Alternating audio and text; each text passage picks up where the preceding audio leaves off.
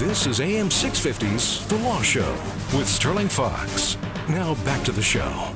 Nice to have you with us. Red Robinson and the Diner coming up in just a very few minutes, but not before we spend a little bit more time with our guest, Katie Van Nostrand from McMillan LLP here in Vancouver. Katie is a specialist in the area of immigration, specifically business immigration. And if there's anything I've learned already in this conversation, it's that immigration, being a federal government process, is rather tedious. And so if you are in, and you act on behalf of employers, British Columbia and other Canadian employers who want to get these highly specialized workers into Canada yesterday, not going to happen. It is a long, laborious process. So if bringing in workers is part of your agenda for making your company work, Katie suggests you start planning well in advance, correct? That's exactly right. I mean, I always start conversations with employers who say, I can't find someone. I think I may have found someone, but they're a foreign worker. What do I do? Right. I always start first by looking at any of the exemptions. Is there any way, how is it going to be the fastest to get this person in to start? Because 99% of the time the employer does want them to start yesterday or last week.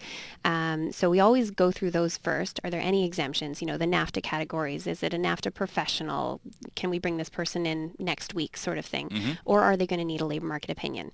In which case you're talking twiddling your thumbs for 3 months. Yeah, well, I mean, there's the 4 weeks of advertising. Yeah. And then, assuming you can get the application in right away as soon as that advertising finishes. Usually it sort of takes around a week of just paperwork to make sure that everyone's on the same page. You've got the paperwork correct. Send that in. It's 8 to 12 weeks currently in BC. Certain industries take a little bit longer or seem to take a little bit longer. And then once you get that, you've got to look at, now, where is this person coming from? Sure. If they're coming from Russia, for example, the current processing time through the Canadian Embassy in Moscow is 5 months. Oh, my. And so suddenly that employee you needed yesterday, it's now 6-8 months away. That's right. And this is, of course, these are things that we talk about with the employer right off the bat before we start anything, because this could be a deal breaker for them. If they found this person from, from China or even from, I think, London right now, generally people from England aren't going to need visas to come here. But if they're living in London but have citizenship from a different country, they might apply through the Canadian Embassy in London. Right. And I think it's 2 months there. So you really do have to plan ahead as much as possible before you hire this person. That's a very valuable lesson. If you've learned nothing else from today's episode of The Law Show, it's about the immigration file and how incredibly regulated it is. There are a lot of paper pushers and rubber stampers involved in the immigration department, and they each like to take their turn, don't they?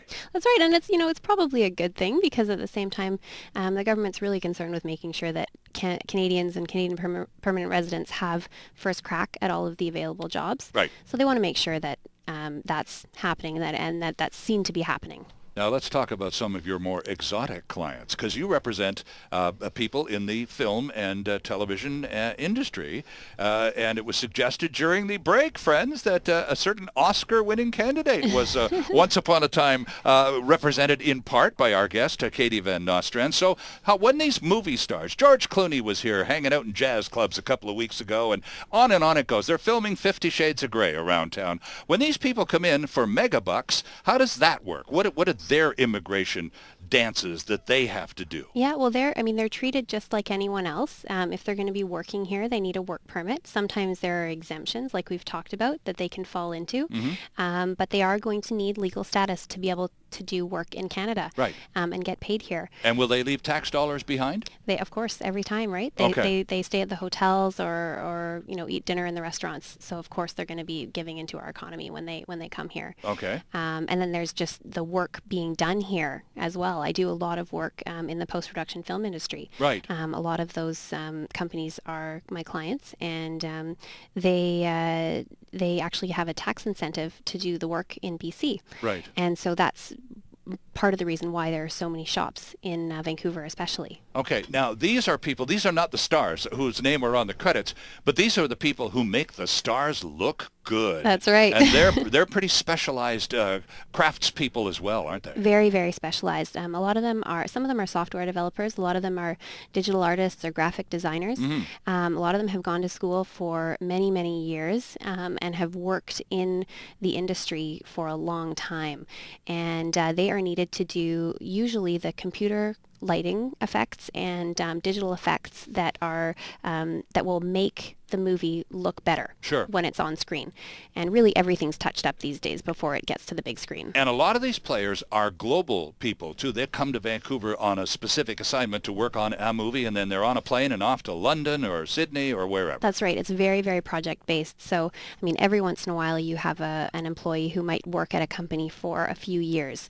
But for the most part, it's sort of 3 to 6 month contracts, sometimes up to 2 years. Well, now, we talked about families earlier. We don't have a lot of time here, but if I'm coming in and I'm a highly specialized pro, and I'm going to just be in Vancouver for, say, 2 or 3 months, working and I'm off again, can I bring my family with me? You can. Your spouse won't be able to work, though, because, again, there's that 6-month cap. It's got to be at least 6 months. Okay. But your spouse can come with you and apply for a visitor permit just to be able to be in Canada with you while you're here. Right.